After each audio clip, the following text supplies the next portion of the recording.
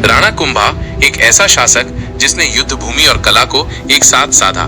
राजस्थान की तपती रेत और वीर भूमि मेवाड़ ने अनगिनत योद्धाओं को जन्म दिया है, लेकिन जब भी वीरता, कला, संगीत और स्थापत्य का एक साथ जिक्र होता है तो एक नाम अनायास ही स्मृति में उभर आता है, राणा कुंभा।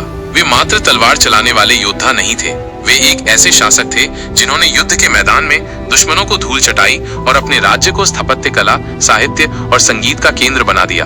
उनकी कहानी सिर्फ रक्त और युद्ध की नहीं, बल्कि संवेदनाओं, त्याग, बलिदान और सांस्कृतिक जागृति की भी है। जन्म और प्रारंभिक जीवन। राणा कुंभा का जन्म 1433 ई के आसपास मेवाड़ की राजधानी चित्तौड़ में हुआ था। वे राणा मोकल सिंह के पुत्र थे। बचपन से ही उनमें असाधारण बुद्धिमत्ता, वीरता और कला के प्रति विशेष आकर्षण देखा गया। हालांकि उनका बचपन शांत नहीं था। जब वे बालक ही थे तब उनके पिता की राजनीतिक षड्यंत्र में हत्या कर दी गई। ये क्षण उनके जीवन का पहला सबसे बड़ा आघात था।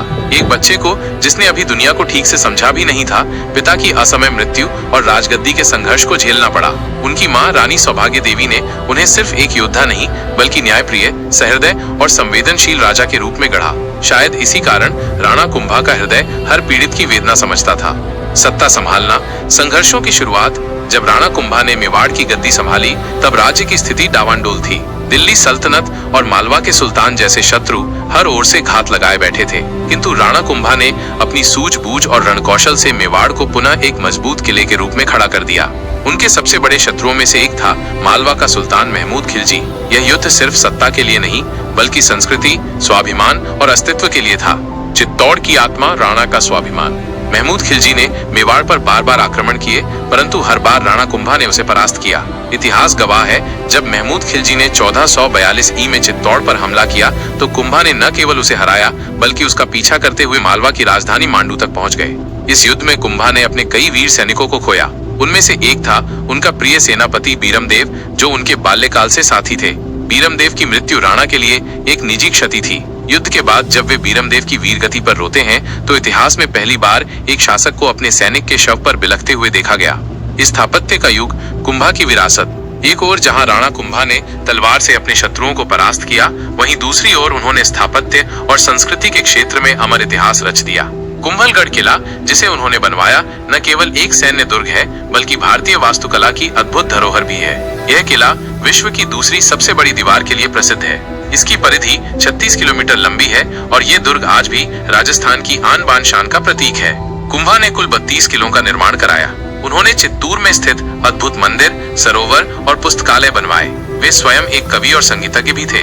उनकी रचनाएं संगीत राज और वीणा विनोद आज भी विद्वानों द्वारा स्मरण की जाती हैं। आत्मा का कलाकार, राणा का कोमल पक्ष।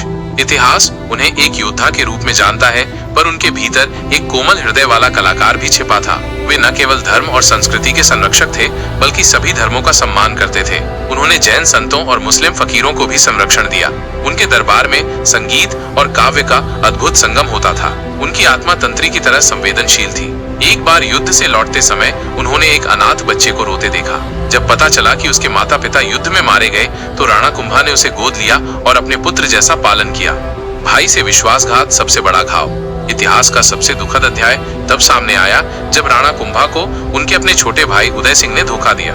राणा कुंभा को ये भनक भी नहीं थी कि जिस भाई के लिए उन्होंने राजपाट और युद्ध किए, वही उनकी पीठ में छुरा घोंपेगा। 1468 ई की एक रात जब राणा कुंभा कुंभलगढ़ के शिव मंदिर में प्रार्थना कर रहे थे, तभी उदय सिंह ने उन पर हमला कर उन्हें वहीं मौत के घाट उतार दिया। एक योद्धा जिसने हजारों दुश्मनों को हराया, उसे उसका अपना खून मार गया। वो दृश्य अत्यंत पीड़ादायक था। चंद्रमा की चांदनी में एक महान राजा का रक्त मंदिर की सीढ़ियों पर बह रहा था। मृत्यु के बाद अमर हो गई गाथा। राणा कुंभा के निधन के बाद मेवाड़ रो पड़ा। जनता को विश्वास नहीं हुआ कि जिसे वे देवता मानते थे वो अब नहीं रहा। चित्तौड़ की गलियों में मातम था, कलाकारों की आंखों में आंसू थे और सैनिकों की तलवारें शोक में झुक गई थीं। लेकिन राणा कुंभा की मृत्यु ने उन्हें समाप्त नहीं किया, उन्हें अमर कर दिया। कुंभलगढ़ की दीवारें आज भी उनके शौर्य की गाथा सुनाती हैं। राजस्थान के लोक गीतों में आज भी राणा कुंभा की वीरता और करुणा गाई जाती है।